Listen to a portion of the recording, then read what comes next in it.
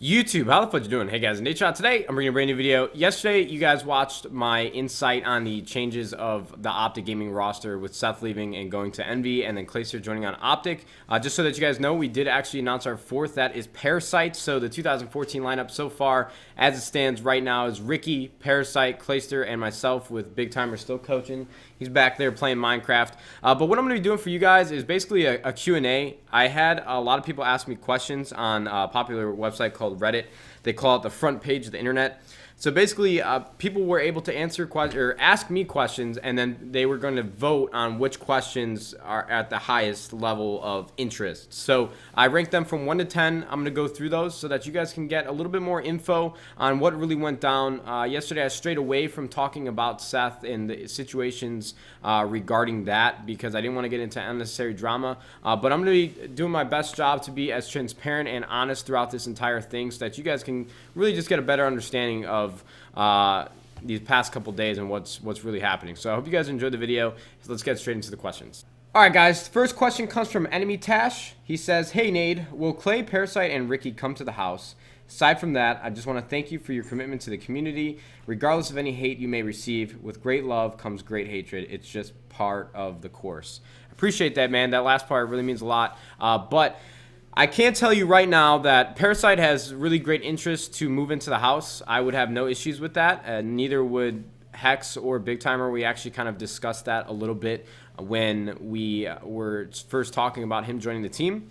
Ricky lives about 40 minutes away, and he may be possibly taking a semester off of school this spring semester, and he may move into the house. We're not entirely sure yet, but he lives 40 minutes away, so he can come up here any day, anytime. He actually lives very close to my old hometown where I grew up.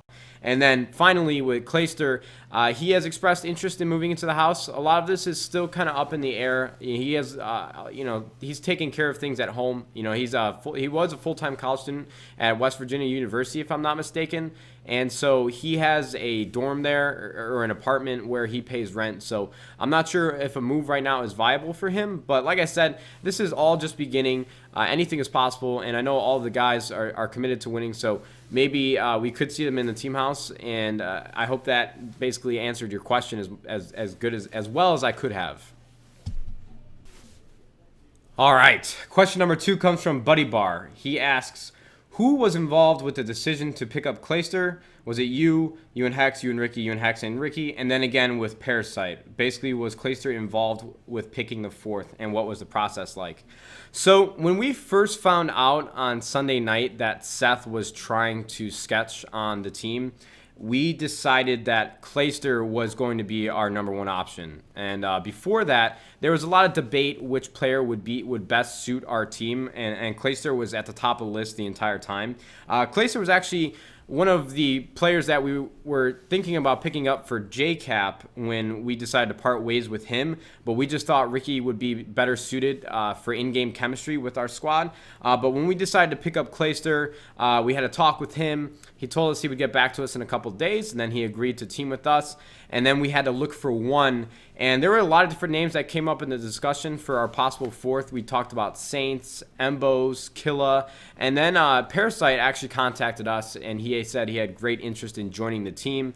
And we just decided that if we have 4 players on the squad that are just very, very intelligent individuals that understand the game at a strategic level, that we would have a very tough time losing. So that's how we really came to the decision to pick up Parasite. Clayster was involved with that decision, Hex, Ricky, and myself. Every decision that we made was really, we were on the same page with everybody on the roster. Okay, question number 3 comes from Enemy Tash again. He's getting a lot of upvotes today. He was actually the number 1 question that we had earlier, but he wants to know if Scump said that OpTic wasn't completely honest about past releases and mentioned a YouTube Twitch viewer competition. Can I comment on this? And I can, my friend, because when we first moved into the house in June, we all saw exponential growth in our viewership on Twitch TV and YouTube channels. You guys were coming out day in and day out, supporting us even more than we had ever seen before in the past. And I'm not going to lie to you guys and be very transparent. There was a little bit of an unrecognized rivalry between Seth and I. We didn't talk about it, but we both knew in the air that it was there. It was present. I was at the time from day to day, I was the most consistent streamer viewership-wise. I had the most viewers just because I've been working on my live streaming platform since about 2010. I was very inconsistent when I was working at McDonald's and in college, but I was starting to stream more, and you guys really showed me unbelievable support. And then Scump, in my opinion, really saw that and wanted to be that #1 streamer. So I will take 50% of the responsibility for that rivalry. And in my opinion, it was more friendly than anything. There would be mornings where we would both be waking up like 2 hours before the other to start our live streams, and the other one saw that kind of as like, all right, I'm not letting you get away with this. So then Seth or I, the next day, would wake up and do the exact same thing. And we were basically killing ourselves so that we could be live streaming before the other one a couple hours beforehand.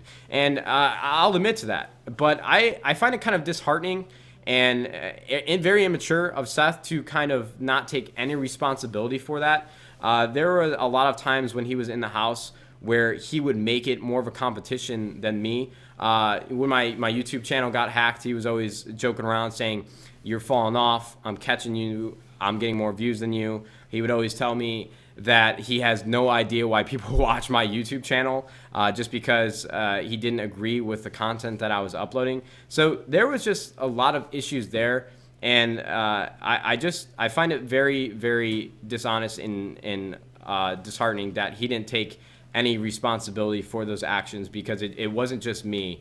And can I intervene in friend. Some of this? Hey, hello. All right, I don't know if you guys can see me, but you guys know I don't normally get involved. Okay, there I am, right there. I don't normally get involved in a lot of this stuff, but I watched Seth's video yesterday, and Seth, if you're watching this, like, I texted him straight up. I stayed out of the drama on Twitter yesterday and texted Seth directly, and I told him, like, you know, I'm not going to let you sit there and let Matt take all the blame for this. I'm not going to let you lie to people. And he's not really lying, but I was really taken back. Like Matt said, there was a few things he said in his video. Like, when we moved into the house, the original point was to win more tournaments, practice more, watch film was one of the things that he, like, put into specifics. And you can ask, I mean, me, obviously, you can ask Matt, you can ask JCap, you could probably even ask Merc or Joey. I know he's teaming with him now, but I'm not really saying anything bad about him. But whenever we did try to watch film, Seth was on his phone. Like, Seth didn't care. Seth was texting.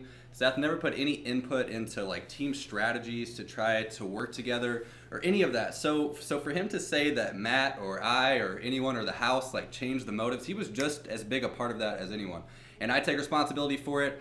You know, when somebody comes in and offers you, you know, like a steady revenue stream to do it, you're gonna take advantage of it. And there's a reason why he did that. I mean, it's the smart thing to do. Anybody would have done that and would have focused on that alongside playing competitively, and it's something that we try to balance. You guys know that we post more videos, stream more than any other team. But there was that. There was the fact that, you know, like Matt covered, said that there was a competition between the two, and there was, and it was between the two. It wasn't just Matt that did that. They woke up earlier than each other, and I did it some days too when I was playing Minecraft, trying to wake up earlier than Matt. Like, I get it, I understand it, but I'm here to actually take responsibility for it, unlike Seth is doing. So like I said, if you're watching this, you know I'm not saying anything bad about you. I'm not lying. I'm just saying that you were just as much a part of all of this as everyone else. And there was a few other points in his video that I don't remember what it was. It was the film thing. Like I said, you know, he was on his phone. There was, oh yeah, like he said in December, you know, we obviously didn't get a lot of practice leading up to UMG Philly, and we thought in December we were going to get a lot. So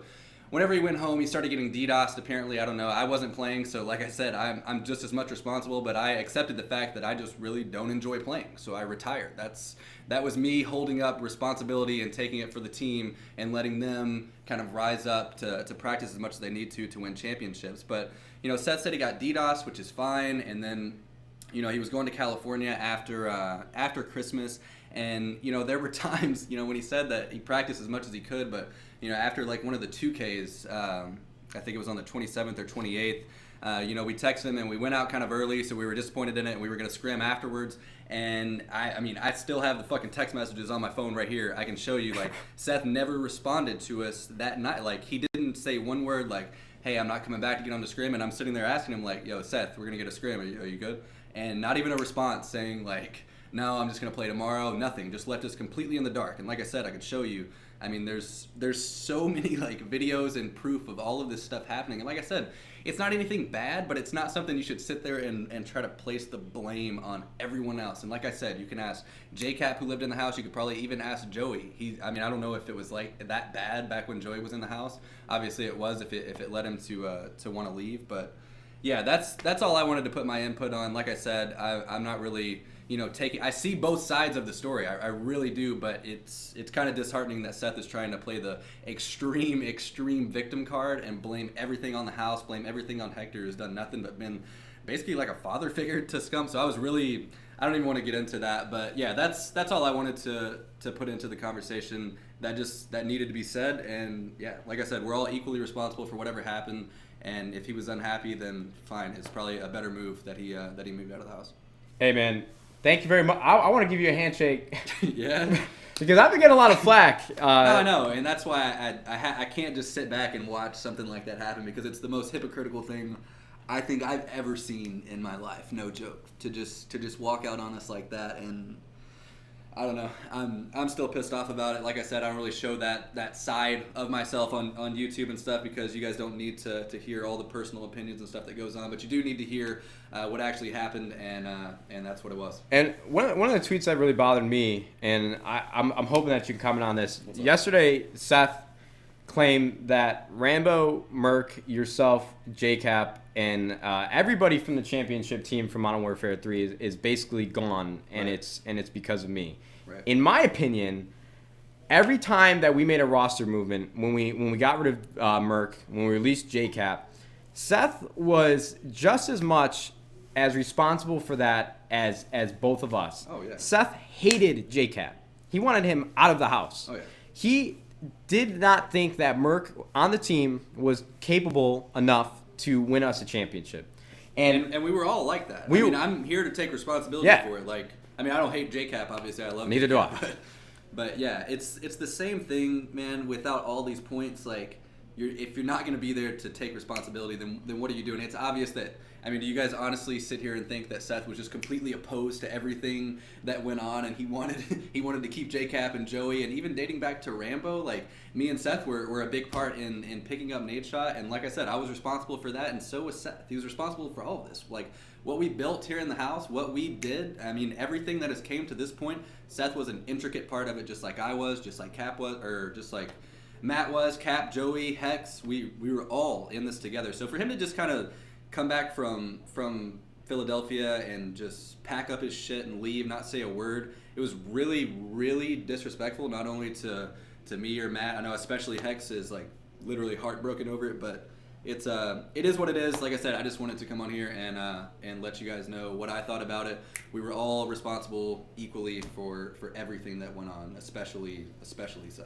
And like I said yesterday, I wasn't going to comment on anything about Seth, because I didn't want to start that drama. Yeah. But just reading tweet after tweet after tweet and just listening to his video over again, it's really hard to stay quiet when hundreds of thousands of people are sitting there bashing you and supporting what he was saying.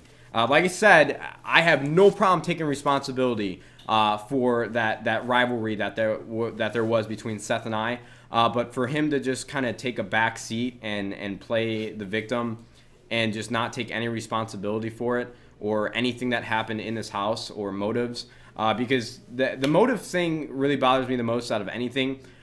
Just because I put a lot of time into Black Ops 2 and I put a lot of time into Call of Duty Ghosts, and I've been practicing a lot. And if it came down to it, I would have to say that Seth was the most reluctant to getting on to practice and getting on to try and become a better team to win. Before Seth decided to try and sketch on us on Sunday night, I came up to him and I told him, and this was in front of Hector and Will, I was like, bro, I know that you've been doing 2 videos a day on YouTube, but when we get back, I think that should stop. I think you should go down to 1 just until Call of Duty Championships was over, so that we could have more time to scrim. And when I brought that up, he's like, I can't do that. That's my schedule. I'm doing that every day. And I'm like, well, Seth, we got to practice. That takes a lot of time away from it. And he said, all right, well, when I get done with my videos, then we could practice. That's my schedule. That's what I need to do. He said that's plenty of time to play. I think were his exact words, at like 6 o'clock to 10 or whatever. So we really had no desire to kind of come here and throw spitballs back at Seth. But it just got into a point where these things need to be said. These things need to be out in the open. And it's just, the situation is not what it seems. And it just, that's how it comes down to it. And I know this question basically took up the entirety of the video. But when you guys brought up Seth, I'm just so happy that Big Timer commented on it, because it really brings validation to the things that I'm trying to say. So this is going to be part 1 of the Q&A. I hope that you guys don't take this as us just, personally attacking him. It's just with his tweets, like I said, and his YouTube video, we can't go on any longer with keeping our mouths shut and just taking all this heat and flack. He basically just left the team, left the house, and wanted to point fingers. So part 2 will come tomorrow of this Q&A session. Thank you, Will, for coming on. I didn't know he was even going to do that. But I hope you guys understand where we're coming from. Thanks for supporting us day in and day out, and I hope you guys enjoy the rest of your day. So thank you guys, and YouTube. We'll see you later.